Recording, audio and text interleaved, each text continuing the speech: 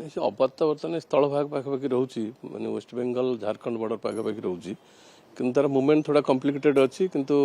काली जमी मुवमेंट थिला एक्जाक्टली पश्चिम उत्तर पश्चिम आज थोड़ा काली आफ्टरनून में राति से उत्तर पश्चिम थिला किंतु पुणी चेंज भी हो पारे कारण थोड़ा फ्लक्चुएट कर तार मुवमेंट कारण एबे जो वर्षाटा रही थी आपंकर गत काली आप अधिक माने अधिक वर्षा रही झारखंड आर नियर बाय रिजन रे किंतु जो तलू को थोड़ा बहुत चेंज रहा पश्चिम ओडिशा रे वर्षा काली पर्यंत रही संभावना रोचे किंतु पश्चिम ओडिशा रे अधिकांश जगह आपंकर मॉडरेट रेन अल्प किसी जगह हेवी रेनफॉल हो पारे बा 3-4 जगह कोटिबा जगह आपंकर हेवी टू वेरी हेवी हो पारे। सर कौ अंचल सर उत्तर ओडिशा पश्चिम ओडिशा प्रबल वर्षा है सर कौन लगुच केते दिन पर्यंत ए सब जिला गुडकर वर्षा हो नहीं उत्तर ओडिशा कहले आपंकर मयूरभंज बालेश्वर केउंझर ये जो पकेट भद्रक जाजपुर सेठी वर्षार संभावना कम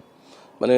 आइदर वर्षा हो न पारे जदि हम लाइट टू मॉडरेट रेन हम किंतु वर्षा जहाँ हम पश्चिम ओडिशा पटे सुंदरगढ़ ठू निकरी आपंकर बलांगीर नुआपड़ा से पकेट जो सोनपुर बौद्ध ये जो पकेट गुड़ा सेठी हम कि किसी अनुगुल फनुगुल ढेंकानाल फंगाल हो पारे किंतु से आपंकर महानदी कैचमेंट पड़ुची लोअर महानदी आ जदि छत्तीसगढ़ है अपर महानदी कैचमेंट वर्षा किसी हम कारण सिस्टमटा जो फ्लक्चुएट कर गोटाए डायरेक्शन मुवमेंट कले वर्षाटा परिमाण बढ़ी बढ़िका जाए किंतु एपट सेपट हेल्ले थोड़ा बहुत वर्षा चेंजेस आसो इंटेंसिटी किंतु जदि काली झारखंड पटे वर्षार परिमाण अधिक थी आज पश्चिम ओडिशा पटे वर्षा हो पारे किंतु एतटा अलार्मिंग जना पड़ुनी कारण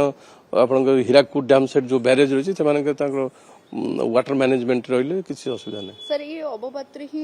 स्थलभाग अतिक्रम करिवो ना गभीर अवपात होबार नहीं संभावना नहीं नहीं से स्थलभाग उपर आसगला जना पड़ुची गभीर अवपात संभावना आगामी लघुचाप कथा कह 19 तारिख बेलू घूर्णिबल तार स्थिति के देखुं कोड़े लघुचाप हम ना नहीं घूर्णिबल तो प्राय मझे मझे कारण मनसून ट्राप रोचे समय समय मनसून समय आपंकर विंड पैटर्न चेंज रही घूर्णिबल रोचे जहाँकि टेम्परारी से कोई पकेट वाइज वर्षा दौर मारे 2-3 जिले में अधिक वर्षा हम अन्य पकेट में लाइट रेनफॉल हम वर्षा हेनी एम टाइप रोचे रोचे कि घूर्णिबल जोटा देखा 22 तारीख आड़ को देखा उत्तर बंगोपसागर से घूर्णिबलटा जब घनीभूत है 1 or 2 days भितर से लघुचाप हो पारे किंतु 21-22 आड़ को घूर्णिबल देखा इंडिकेशन उत्तर बंगोपसागर सर से भी अधिक वर्षा करिवो पुणे गोटे बन्या स्थिति उपजि पारे से घनीभूत हबार संभावना रोचे किंतु एबे तो 7-8 दिन होलानी कारण मनसून समय सिस्टम गुड़ा एतेटा मॉडल जो दौची ता भीतर एतेटा यूनिफॉर्मिटी रोनी चेंज रोचे सो से आपनकर 20 तारीख बेलू चित्र स्पष्ट हो पारे। सर बर्तमान जेहेतु समुद्र को जावाई बारण केते दिन पर्यंत रहिबे पवन वेग कौन रहिबो कारण आम जो समुद्र को जो आम जाऊँगी कारण जो सिस्टम फर्म है समुद्र पटे पवन थाए कारण 45 किलोमीटर बा ताठू अधिक हेल्ले साधारणतः समुद्र को जावाक बारण कराए कि स्थल भाग में तार किसी प्रोब्लेम नहीं कारण ये सिस्टम जब दुर्बल न हो किसी ना कि विंड फ्लो समुद्र भितर रहा कारण समुद्र भितर फ्रिक्शन ना फ्रिक्शन ना विंड स्पीड अधिक थाए स्थल भाग में बहुत सारा कोटी हिल रही कोटी बिल्डिंग रही विभिन्न प्रकार रही जहाँफल कि फ्रिक्शन फल विंडर स्पीड कमी जाए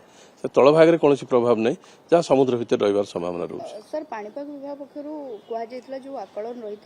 कि अगस्त एवं सेप्टेम्बर में भल वर्षा हेब नहीं किंतु आमे देखुचे कि राज्य में भल वर्षा होचे एवं एते वर्षा होचे बन्या परिस्थिति देखा ना आम ट्रॉपिकल बेल्ट रे actually long range forecast accuracy टिके कम माने लंबा सीजन फोरकास्ट एक्यूरेसी कम किंतु शॉर्ट रेंज फोरकास्ट रे 1 डे 2 डे 3 डे पर्यंत फोरकास्ट एक्यूरेसी रही कारण आमर ये कन्वेक्शन रोज माने पृथ्वीर जो विकिरणटा वायुमंडल को उपभाग को माने वायु चलनटा रोच पृथ्वीर तल भाग ऊपर भाग जाऊँ को एरिया रे केते कन्वेक्शन रोची माने पृथ्वीर जोटा रेडिएशन रिलीज होची सेटा जदियो सैटेलाइट माध्यम जानी होची थोड़ा बहुत एम्बिग्यूटी रोची जहाँ फल कि मॉडल आमर जो देखो फोरकास्ट वेरिएशन रोची सर कौन अगस्त शेष पर्यंत राज्य में वर्षा हल्का मध्यम जारी रही हाँ वर्षा रही किंतु सिस्टम बल फर्म हेल्ले वर्षार परिमाण बढ़ो किंतु एवरीडे आपंकर वर्षा रो पकेट वाइज कौटी अल्प मध्यम धरण वर्षा रो जगह हेवी रेनफॉल भी कारण जब टेम्परेचर बढ़ी जाऊँगी हिट हो हिट हेल्ले आपंकर घड़घड़ी बिजुड़ी प्रभाव रही को पकेट रे वर्षार परिमाण अधिक गोटे जगह आप 75-80 मिलीमीटर तार छू आप 5 किलोमीटर दूर में वर्षा 10 to 15 मिलीमीटर एमती भारी कर।